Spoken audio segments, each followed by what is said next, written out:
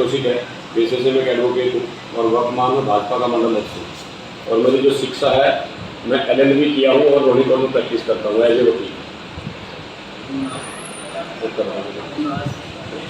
निवास में मुकुंदपुर में निवास है, जन्म से नहीं, मैं लगभग 25 साल से इधर निवास करता हूँ। उससे पहले गाँव मेरा गाँव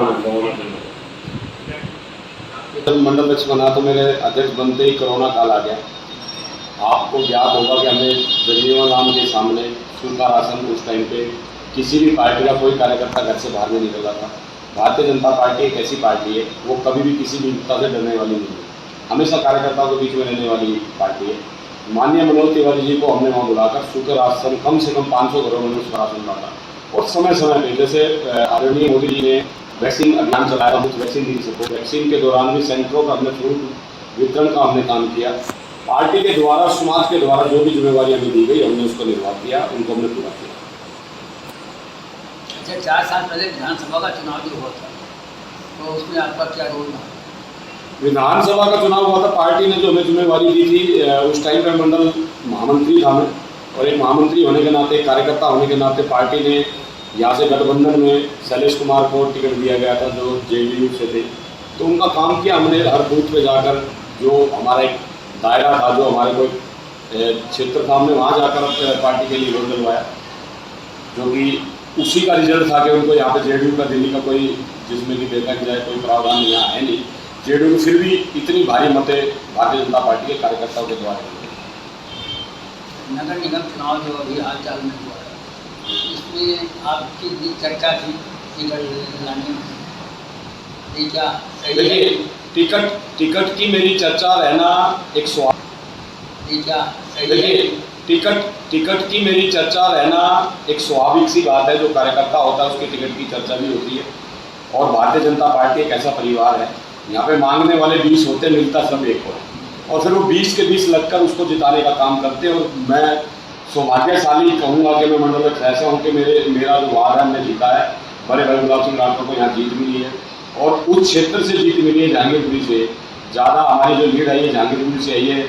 ये आप हमारे भारतीय जनता पार्टी के और इस मंडल के काम के ही कारण हुआ है कि अजय शर्मा जहांगीरपुरी से बिलोंग करते हैं।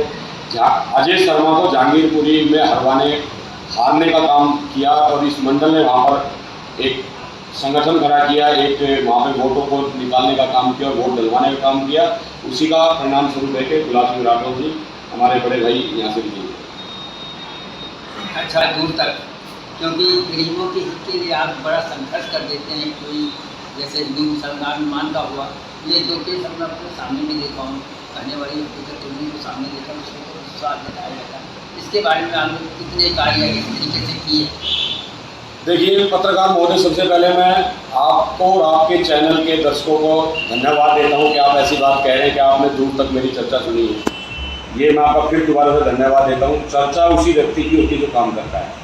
और रही बात, मैं पेशे से वकील हूँ और वार्ड नंबर 8 का मंडल अध्यक्ष भी हूँ। मेरा दायित्व बनता है, कोई गरीब कार्यकर्ता है तो उसका फ्री में मैं केस लड़ूँ, चाहे वो हिंदू हो या किसी और समाज से हो।